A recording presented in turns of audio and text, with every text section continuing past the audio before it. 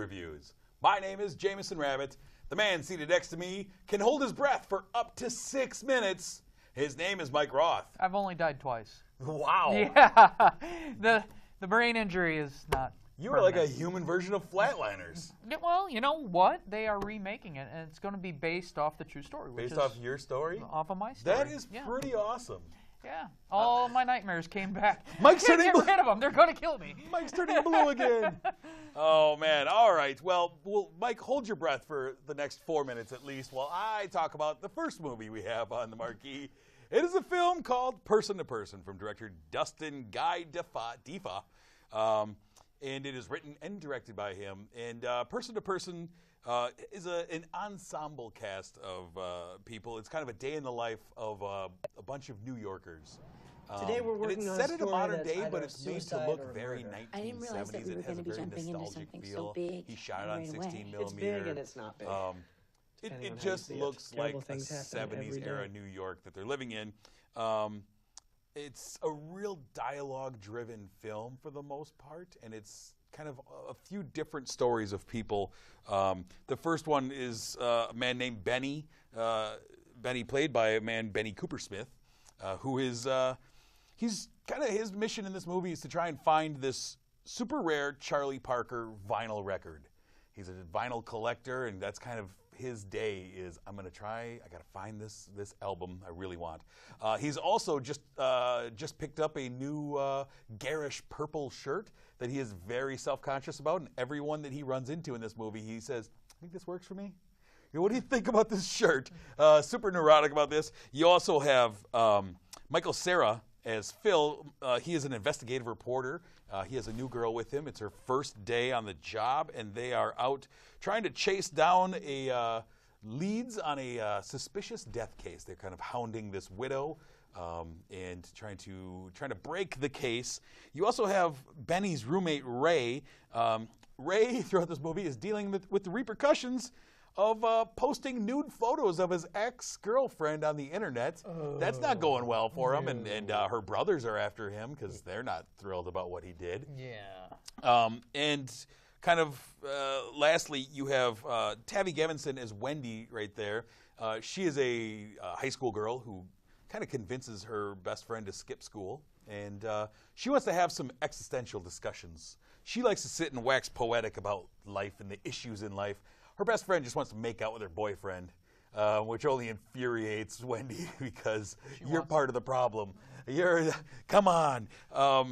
And it's a real interesting movie. You also have Philip Baker Hall as this watch repairman who kind of deals with everyone in this movie. He's kind of the one central focus, but for the most part, it's like I say, it's really dialogue-driven, just kind of talking about their issues, their days. Benny is a big breakout star in this movie for me. I was enthralled watching him, and he's not even an actor. He's just a guy who owns a record store in New York and is friends with the director.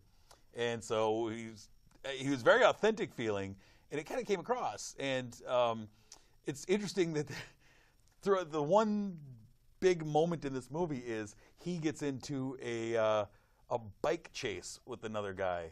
It's similar to a car chase, only they're both on bicycles and having to deal with obstacles. You know, suddenly you're carrying your bikes down the stairs, and it's just like following him. And it's actually shot really beautifully, like a great car chase scene. Okay. Some cool cinematography. I don't know that I've ever seen a bike chase scene like that. Was there intense things like the BMX movies in the 80s? Or? It was kind of funny because this bike chase was like intense but hilarious because every time they'd pan out, you'd see like kind of like 20 feet apart from each other, just riding along on their, you know. It's like, well, how's this going to end?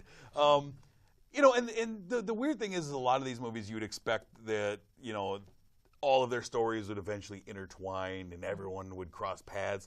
They really don't in this movie. The paths don't really all intersect. It doesn't come together like an episode of Seinfeld, you know. There's a little bit of it, but a part of it is the beauty of like, yeah, not everyone, New York's a big city. Not everyone runs into everyone that we're talking about. Yeah. So it was interesting. I really enjoyed Benny and Tavi Gevinson as Wendy. I thought they stood out. My big issue with this movie, though, is that there was a couple of people, them specifically, who kind of their stories and their characters got fed more. And the rest of them just kind of got little pieces. Like Ray, you know, he posted a nude of his bunch of them of his ex-girlfriend, and his story just kind of is there, and they kind of want you to sympathize with him, and that's tough because I can't. Yeah. But they kind of want you to be like, oh, he doesn't understand the internet. Well, he's a jerk. So he knew that was going to happen. Yeah. So I mean, so that was some of the characters I wish were fed a little more. But all in all, I thought Person to Person was a really fun movie, and I gave it 3.5 out of 5 stars. All right. Or 3 stars out of 5. How about that? There it is. We'll give it 3 out of 5 stars. We'll change it on the fly. How's that? We'll do it. We'll do it live. Do it live. What great movie do you have on the marquee for us? Well, this is actually making quite a bit of money. More for the fact that there really isn't that many kids' films right now, but one of the bigger movies out right now is the Emoji Movie.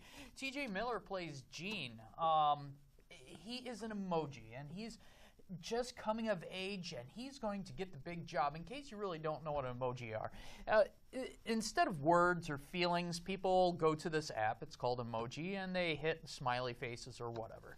So Gene, he is a meh. His parents were meh, and he really wants to shine in the meh world.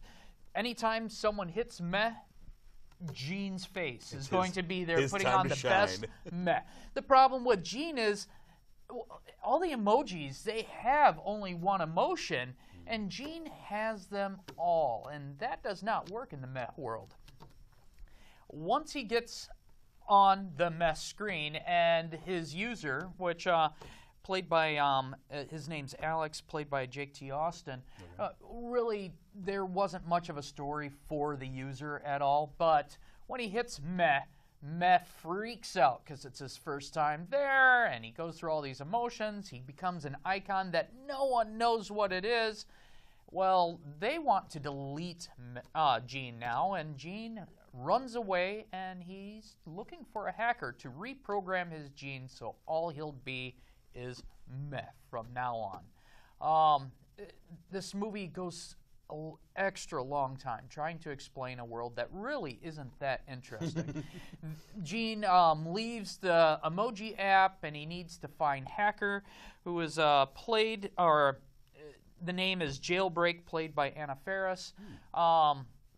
He goes with his best friend, High Five, who is the high five emoji, who's a little disgruntled about not being used as much now that the fist bump is more popular. And played by James Corden. Oh. So they're walking around pretty much your phone, going from app to app. What becomes a very long, drawn-out movie about the environment and how the environment works turns into advertisements for other apps. So once they get caught in Candy Crush, we get to learn about the rules of Candy Crush and what could happen if you don't really win at Candy Crush. Then right after that, we start to learn about Just Dance. Oh, good. Which, once, of course, Gene screws up, the kid, the user, which we really don't get much of a story from, he decides he's going to go to the phone store, get everything deleted. So it's kind of a race against time to fix everything before that happens. But tell you what, it's not that good of a movie. Is it a meh movie at least? It's a sad face movie. Oh no. Apparently only one person in New Jersey is enjoying it right now. You could awful. Google that. I will not tell you. And T.J. Miller is not happy that people are not giving this a good review. Yeah. It's not the worst movie of the year. It's just not good. Yeah. I mean, it makes sense. It's just boring, and it just feels like a lot of advertisements and a lot of world setup for a world that's really not that interesting. How much money do you think was pumped into this by companies to get their apps featured in this film? That's what I'm thinking. They got huge payouts from Twitter, from Candy Crush, from Just Dance. I'm assuming also the because in a lot of films it would just be, made up versions of those. Yeah. So you know what it is, but it's not. But this appears to be the actual apps. And the fact that they goes through all the rules and why you would use it and stuff like that. How to download it. Yeah, it makes me feel like you have to sign a user agreement while you're watching it. You have a little thing where you take a picture of the screen. It just feels like a huge advertisement. But right now there really isn't much out for kids, so parents are taking their kids in droves to see the Emoji Movie. Hopefully that will change really soon when we have some kids' movies that are coming out. Yeah, take your kids to go see The Dark Tower instead, right? There we go. I gave this movie a 1.5. I think I'm being more generous than other people. I did like T.J. Miller. Yeah, he's fun. He's a fun guy. He's a good voice actor. But the source material, the movie, the writing, No thanks. All right. I'm sorry I missed that. I really feel bad now after seeing your review that I missed it. Tell you what, you should see it. It might make a list for you. It might. It's very true. The next movie we have on the marquee this week is kind of the big one from director David Leitch. It is Atomic Blonde, starring Charlize Theron as Lorraine Broughton. And this film is set in 1989 Berlin. It is right around the time that the wall is coming down.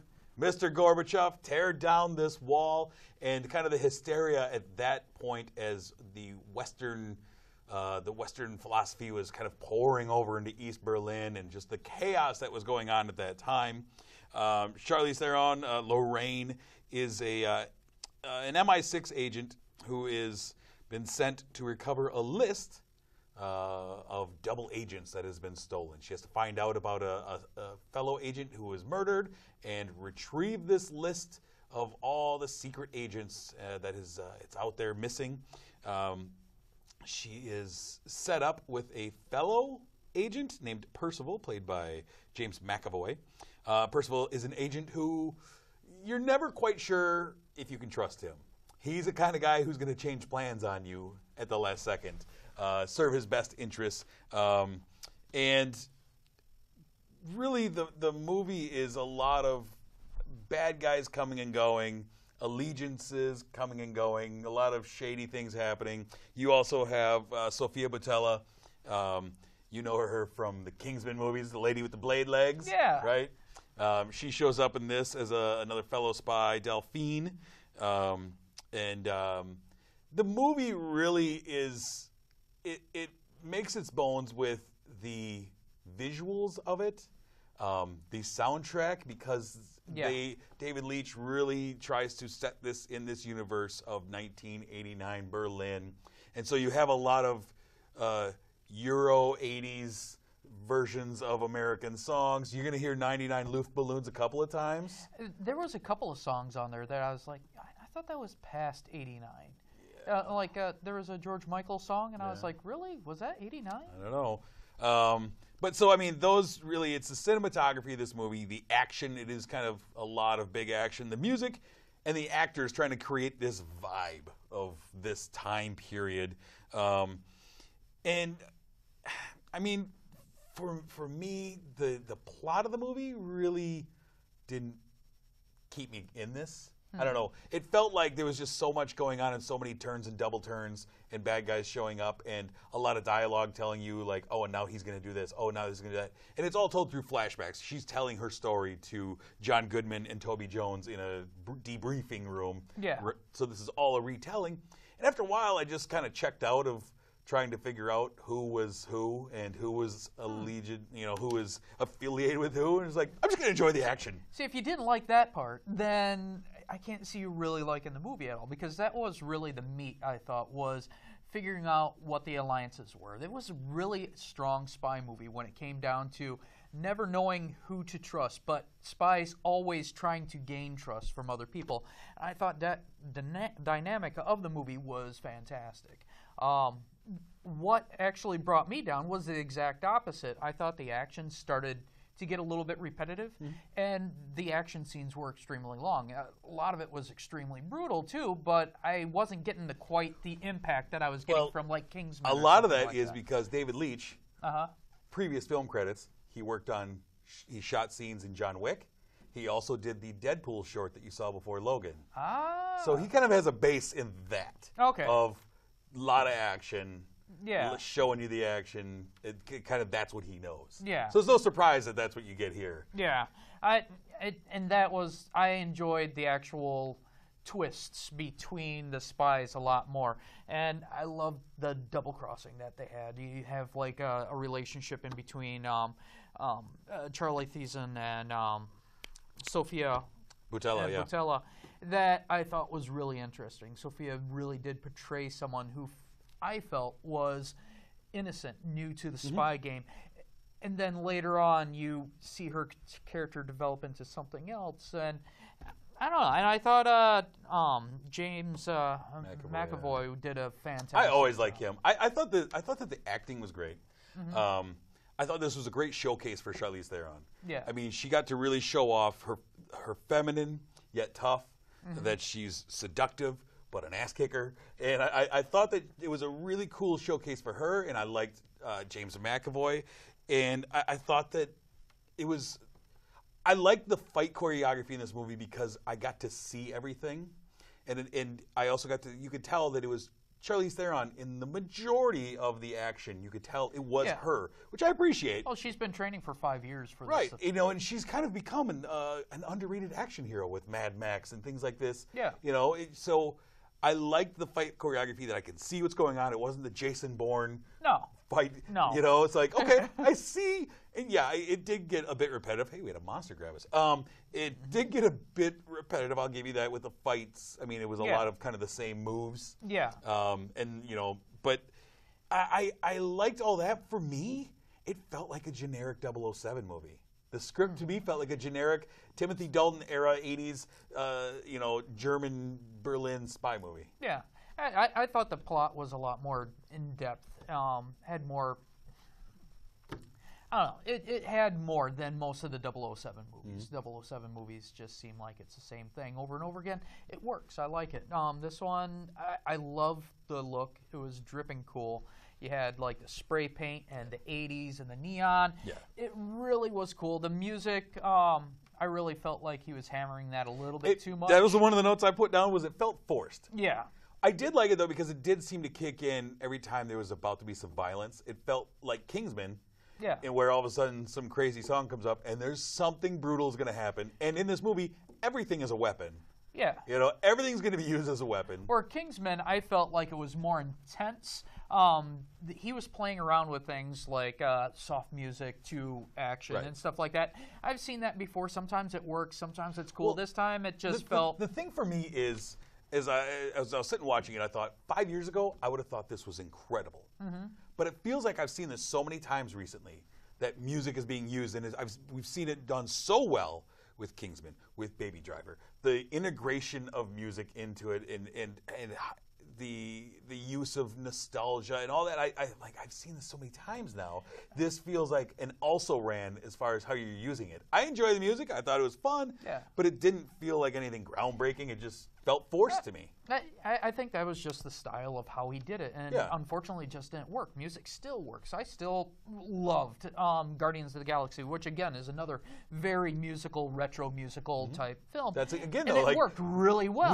This has kind of been a thing now in the last year that it's a lot of kind of the same style and how you use the music. Yeah, it didn't do anything special for me. I did enjoy the Ministry song that they threw in. Yeah. Again, I don't think it really fit the scene very well, but Yeah, I thought the camera work was actually really pretty great in this. I thought there's a lot of really cool long shots of her walking around. There was some really cool use of a 360 pan of her, and just some really cool moments. I just wanted to connect with the story a little more. Like I say, I like the cinematography. I like the actors. Yeah. I liked a lot of it. I just felt like the story I didn't connect with. And that's where I connected. I liked the story. I thought it was pretty cool. So ultimately, what did you end up giving The Atomic Blonde? I gave it a 3.5. I thought it was a fairly solid movie. Everybody was acting pretty well. I enjoyed the story. Yeah, what did you give? Here's one thing that bothered me about this movie before I give you my score. Charlize Theron, her character, never tries to camouflage herself, even though everyone in Berlin knows who she is, right? Everyone knows. Yeah. Never does she try a wig or maybe a funny hat. She just walks down the street like, here I am. Yeah. And like, everybody's coming after me. Well, they had the umbrella thing. The umbrella thing is cute. Anyways, I gave it 3 out of 5 stars. I enjoyed it. I think it was a fun spy movie. Yeah. And I really like Charlize Theron in this type of role. I like watching her kick people in the head. Yeah. You know, Who doesn't? Yeah, exactly. Nothing wrong with that. So speaking of ladies with some action skills to them, some unexpected action skills, kicking people in the head. This was the first time for me, by the way. Really? Yeah. First time seeing this? Yeah, never seen it. We decided to throw back to 1996, a movie directed by Rennie Harlan, starring his wife at the time, Miss Gina Davis. Yeah. We're talking about The Long Kiss Goodnight.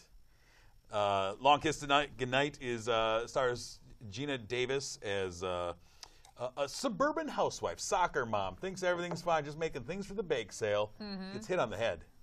Suddenly, she starts to kind of remember some things. That's cliche. Remember? Yeah, this is a soap opera setup.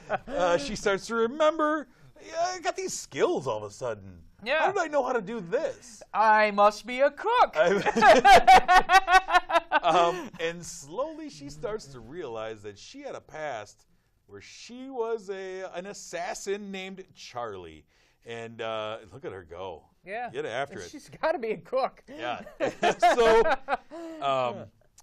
she decides to try and figure out what her past is. She starts getting flashbacks in her mind of things that have happened. She hires kind of a gumshoe private investigator played by Samuel L. Jackson to help her go and figure out what her past was. He was fantastic. I love Samuel L. Jackson. I love him humming his songs through the whole time. And just and then she cuts her hair, she dyes it blonde, and she's full-on Charlie, assassin mode. She's going out tracking down the people who thought she was dead. You've got the great Brian Cox there. You also have Craig Bierko. There's a bunch of people who, they all assumed she was already dead. Yeah. But much like the bride in Kill Bill, she's come back, and she is not happy. One of the things I really dig about this movie, first off, I love Gina Davis. Since I was a young child in seeing her in, The Fly and such. I thought she was a lot of fun in this. I liked watching her really kick butt. She bragged a lot when this movie came out that she did all her stunts. That's me out there doing these stunts. Yeah. Hey, go for it. I love the locations of this movie. Same here. There was some really cool locations. The finale over Niagara Falls. I mean, I loved how they used all of these.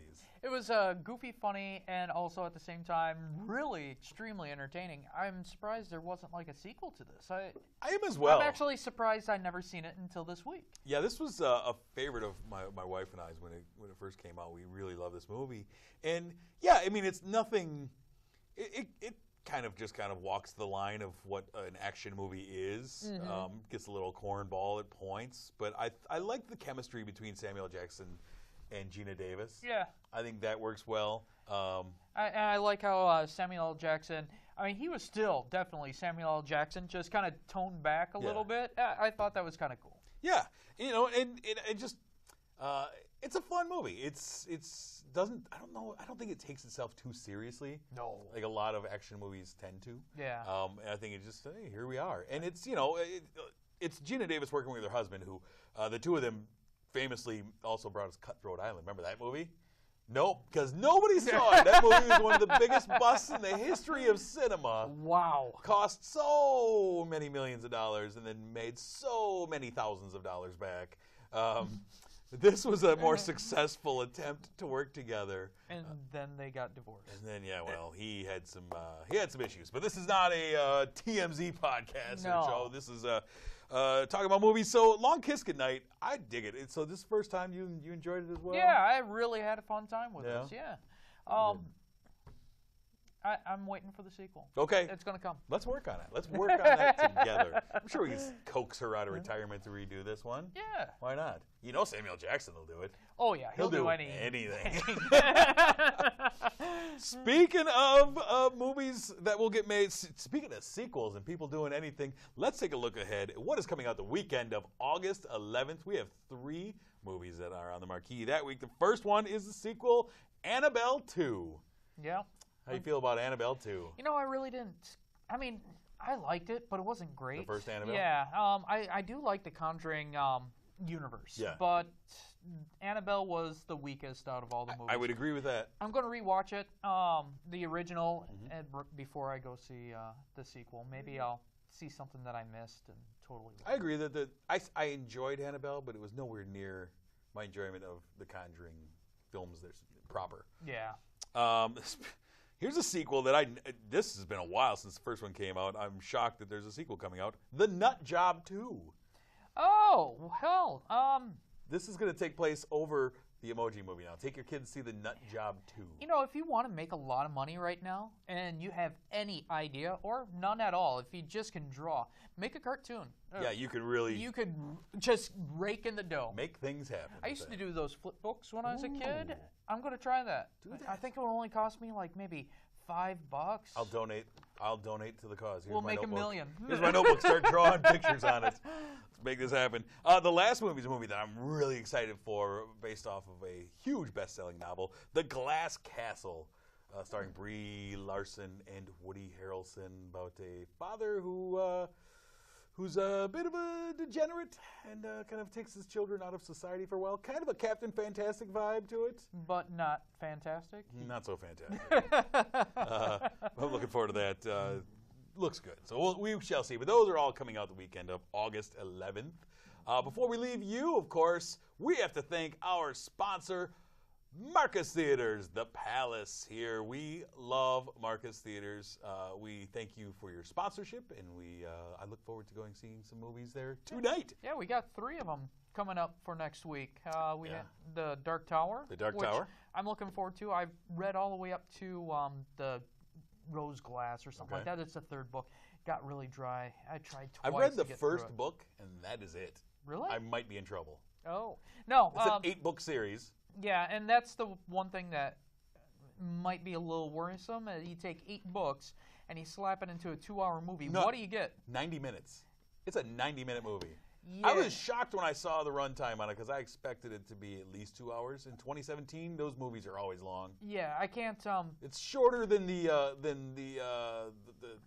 Maze Runner movies. See, I'm looking forward to it just because I love Stephen King. It's been a while since I've seen a Stephen King movie. We've got a couple of them coming out soon. And this is going to be the first one. I love the Dark Tower series, and you're going to shove 8 books into. I hope they're an not hour trying and to a shove half. all 8 of them in No, there. I'm assuming they're just going to have to Hopefully take. they're just telling the gunslinger story. That's what I'm thinking. They're just going to have a gunslinger in there and a kid. And Idris Elba's pretty great.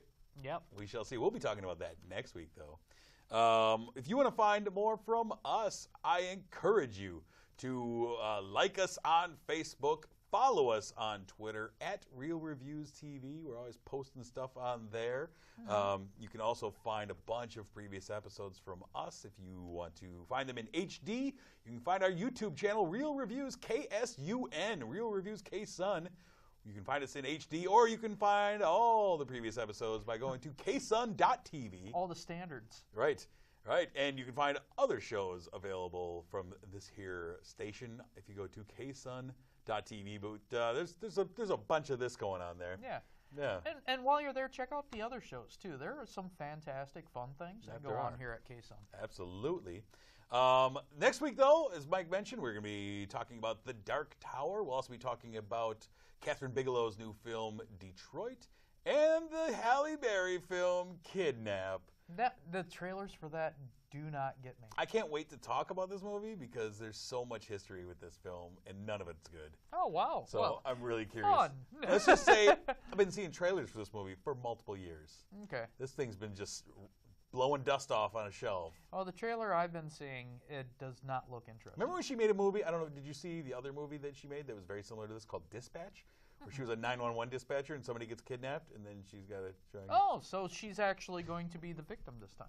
I don't know. There we go. I don't. We'll find out soon and we'll report back to be a victim. next week. We're building excitement for next week right here by poo-pooing the movie. But until that time, my name is Jameson. I'm Mike Roth. Thanks for watching.